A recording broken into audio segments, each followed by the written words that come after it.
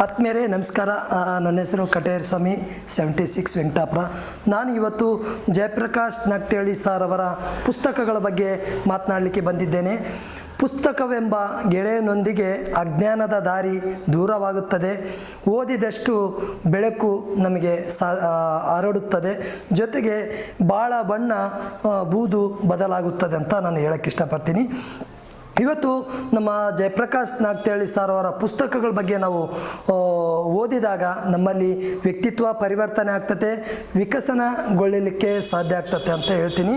ಅವರ ಕೃತಿಗಳಾದ ಒಂದು ಮೊದಲನೇದಾಗಿ ನುಡಿಗನ್ನಡಿ ಅಂತ ಹೇಳಿ ಒಂದು ಪುಸ್ತಕವನ್ನು ಕೊಟ್ಟಿದ್ದಾರೆ. ಆ ನುಡಿಗನ್ನಡಿಯಲ್ಲಿ ನಾವು ಒಂದು ಭಾಷಣ ಕೌಶಲ್ಯವನ್ನು ಯಾವ ರೀತಿ ನಾವು ಕಲಿಯಬೇಕು, ಸಭಾಕಂಪನವನ್ನು ನಾವು ಯಾವ ರೀತಿ ರೆಡಿ ಮಾಡ್ಕೊಳ್ಬೇಕು, ವೇದಿಕೆ ಸಭಾಂಗಣ ಕುರಿತು ಯಾವ ರೀತಿ ಮಾತನಾಡಬೇಕು, ಎಷ್ಟು ಮಾತನಾಡಬೇಕು ಅಂತೇಳಿ ಆ ಒಂದು ನುಡಿಗನ್ನಡಿಯಲ್ಲಿ ನಮಗೆ ಸಿಗ್ತದೆ. ಇನ್ನೊಂದು ಅವರ ಕೃತಿಯಾದ ಸೋಲುಗಳಿಗೆ ಅಂಜದಿರಿ. ನಾವು ಕೆಲವೊಂದು ಸಲ ಭಾಳ ಒಂದು ಯಾವುದರಲ್ಲೋ ಒಂದು ಕೆಲಸದಲ್ಲಿ ಆಗಿರ್ಬೋದು, ಒಂದು ಜೀವನ ನಡೆಸೋದ್ರಲ್ಲಿ ಸೋಲು ಕಂಡಿರ್ತೀವಿ. ಸೋಲೇ ಇವತ್ತು ಗೆಲುವು ಅಂತ ನಾವು ಹೇಳ್ತೀವಿ. ಅದರಲ್ಲಿ ಆ ಒಂದು ಸೋಲುಗಳಿಗೆ ಅಂಜದಿರದಲ್ಲಿ ಸಾಕಷ್ಟು ಸೋಲು ಅನುಭವಿಸಿ ಗೆದ್ದ ಆ ಒಂದು ಸಾಧಕರನ್ನು ಆ ಒಂದು ಪುಸ್ತಕದಲ್ಲಿ ನಾವು ಕಾಣ್ಬೋದು. ಜೊತೆಗೆ ಇನ್ನೂ ಒಂದು ಪುಸ್ತಕ ನಾನು ಹೇಳಲಿಕ್ಕೆ ಇಷ್ಟಪಡ್ತೀನಿ. ಅದು ಕೀಳರಿಮೆಯಿಂದ ಹೊರಗೆ ಬನ್ನಿ, ಏಕೆ ಹೇಗೆ ಅಂತ. ಈಗ ನಾವು ದಪ್ಪ ಇದ್ದೀವಿ, ನಾವು ಕರ್ರಗಿದ್ದೀವಿ, ನಾನು ಕುಳ್ಳ ಇದ್ದೀನಿ, ನಾನು ಎತ್ತರ ಇದ್ದೀನಿ, ನಾನು ಮಾತಾಡೋದ್ರಲ್ಲಿ ವೀಕ್ ಇದ್ದೀನಿ ಅಂಥೇಳಿ ನಮ್ಮಲ್ಲಿ ಕೆಲವೊಂದು ಕೀಳರಿಮೆ ಇರುತ್ತೆ. ಆ ಕೀಳರಿಮೆಯಿಂದ ಯಾವ ರೀತಿ ನಾವು ಹೊರಗೆ ಬರೋದು ಅಂತ ಅದರಲ್ಲಿ ಕೀಳರಿಮೆಯಿಂದ ಹೊರಗೆ ಬಂದವರು ಆ ಒಂದು ಪುಸ್ತಕದಲ್ಲಿ ನಾವು ನೋಡ್ಬೋದು. ಜೊತೆಗೆ ಅನನ್ಯತೆ ಅರಿಯಿರಿ, ಅಂದರೆ ಪ್ರತಿಯೊಬ್ಬರ ಒಂದು ಮನುಷ್ಯರಲ್ಲಿ ಒಂದು ಯೂನಿಕ್ನೆಸ್ ಅಂದರೆ ಸ್ಕಿಲ್ಗಳು ಇರ್ತವೆ. ಆ ಒಂದು ಯೂನಿಕ್ನೆಸ್ನ ಸ್ಕಿಲ್ಗಳನ್ನು ಅಭಿವೃದ್ಧಿಪಡಿಸೋದ್ರ ಮೂಲಕ, ವ್ಯಕ್ತಪಡಿಸೋದ್ರ ಮೂಲಕ ಒಂದು ಯೂನಿಕ್ನೆಸ್ನ ಯಾವ ರೀತಿ ಕಂಡುಕೊಳ್ಬೋದಂತ ನಾವು ಅನನ್ಯತೆ ಅರಿಯಿರಿಯಲ್ಲಿ ಪುಸ್ತಕದಲ್ಲಿ ಕಾಣ್ಬೋದು. ಇನ್ನೂ ಹೇಳ್ಬೇಕಂತಂದರೆ ಈ ನಿರೂಪಿಸಿ ಆ ಒಂದು ಕೃತಿ ಬಗ್ಗೆ ನಾನು ಹೇಳೋದಾದರೆ, ಇವತ್ತು ನಮಗೆ ಸಾಕಷ್ಟು ಒಂದು ವೇದಿಕೆಗಳಲ್ಲಿ ನಿರೂಪಣೆ ಮಾಡಲಿಕ್ಕೆ ಆಗ್ತಾ ಇರಲ್ಲ. ಅವ್ರು ಮಾಡಲಿ ಬಿಡು, ಇವ್ರು ಮಾಡಲಿ ಬಿಡು ಅಂತಿರ್ತೀವಿ. ಬಟ್ಟು ಆ ನಿರೂಪಿಸಿ ಪುಸ್ತಕದಲ್ಲಿ ಸಾಕಷ್ಟು ನಿರೂಪಣೆ ಮಾಡಿರ್ತಕ್ಕಂಥ ಒಂದು ನಿರೂಪಕಾರರನ್ನು, ಅವರ ವ್ಯಕ್ತಿತ್ವವನ್ನು ಅವರು ಯಾವ ರೀತಿ ನಿರೂಪಣೆ ಮಾಡಿದ್ದಾರೆ ಅಂತ ಆ ಒಂದು ಕೃತಿಯಲ್ಲಿ ನೋಡ್ಬೋದು. ಇತ್ತೀಚೆಗೆ ನಿಧನ ಹೊಂದಿರತಕ್ಕಂಥ ಅಪರ್ಣ ವಸ್ತಾರೆ, ಈ ಮೆಟ್ರೋದಲ್ಲಿ ಅವರ ಒಂದು ಧ್ವನಿಯನ್ನು ನಾವು ಕೇಳಿಸ್ಕೊಳ್ತೀವಿ. ಅವರ ಒಂದು ಕೃತಿ ಯಾವ ರೀತಿ ನಿರೂಪಣೆ ಮಾಡಿದ್ದಾರೆ ಅಂತ ಆ ಒಂದು ಕೃತಿಯಲ್ಲಿ ನೋಡ್ಬೋದು.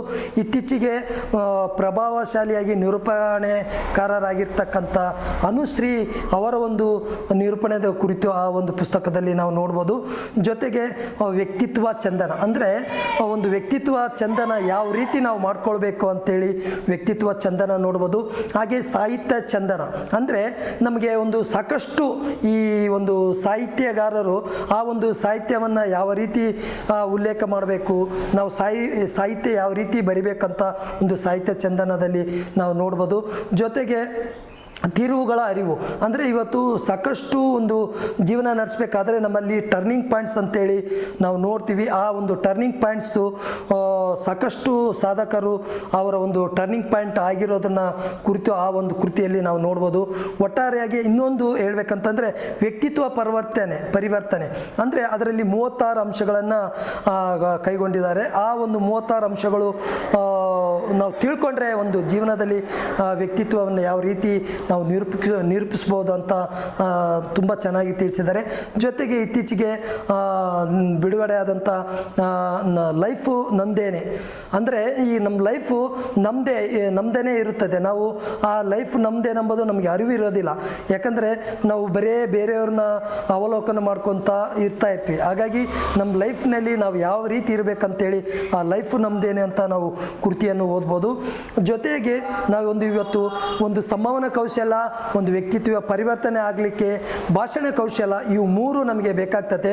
ಆ 3 ಇರುವಂಥ ಕೃತಿಗಳು ನಮ್ಮ ಜಯಪ್ರಕಾಶ್ ನಗ್ತೇಳಿ ಸರ್ ಅವರಲ್ಲಿ ಪುಸ್ತಕಗಳಲ್ಲಿ ಬರೆದಿದ್ದಾರೆ. ಅವನ್ನ ನಾವು ಅವರ ಕಚೇರಿಗೆ ಹೋಗ್ಬಿಟ್ಟು ಆ ಪುಸ್ತಕಗಳನ್ನು ನಾವು ಪಡೆದುಕೊಂಡು ನಾವು ಓದಿದಾಗ ಈ ಸಂವಹನ ಕೌಶಲ್ಯ, ಭಾಷಣ ಕೌಶಲ್ಯ ಮತ್ತು ವ್ಯಕ್ತಿತ್ವ ಪರಿವರ್ತನೆಗೊಳ್ಳುವುದರಲ್ಲಿ ಯಾವುದೇ ತುಂಬ ಸಾಧ್ಯ ಆಗ್ತದೆ ಅಂತ ಹೇಳ್ತೀನಿ. ಜೊತೆಗೆ ಈ ಒಂದು ಪುಸ್ತಕಗಳು ನಮ್ಮ ಸ್ವಪ್ನ ಬುಕ್ ಹೌಸಲ್ಲಿ ಕೂಡ ಸಿಗ್ತವೆ, ಜೊತೆಗೆ ಅವರ ಒಂದು ಕಚೇರಿಯಲ್ಲಿ ಕೂಡ ಸಿಗ್ತವೆ. ನಾನು ಕೂಡ ಬದಲಾವಣೆ ಆಗಿದ್ದೀನಿ ಅಂತಂದರೆ ಆ ಜಯಪ್ರಕಾಶ್ ನಾಗ್ತಿಹಳ್ಳಿ ಸರ್ ಅವರ ಕೃತಿಗಳಿಂದ ಅಂತ ನಾನು ಹೆಮ್ಮೆಯಿಂದ ಹೇಳ್ಕೊತೀನಿ. ಅಂಥ ಪುಸ್ತಕಗಳನ್ನು ನಮಗೆ ನೀಡಿ ಇವತ್ತು ನಮ್ಮ ಪರಿವರ್ತನೆಗೆ ದಾರಿದೀಪ ಆಗಿದ್ದಾರೆ. ಅವರಿಗೆ ನಾನು ತುಂಬ ಹೃದಯದ ಧನ್ಯವಾದಗಳನ್ನು ಹೇಳ್ತೀನಿ. ಜೊತೆಗೆ ನೀವು ಕೂಡ ಈ ಪುಸ್ತಕಗಳನ್ನು ಕೊಂಡುಕೊಂಡು ಓದಿ ನೀವು ಕೂಡ ಪರಿವರ್ತನೆ ಆಗಿರಿ ಅಂತ ಹೇಳಲಿಕ್ಕೆ ಇಷ್ಟಪಡ್ತೀನಿ. ಧನ್ಯವಾದಗಳು.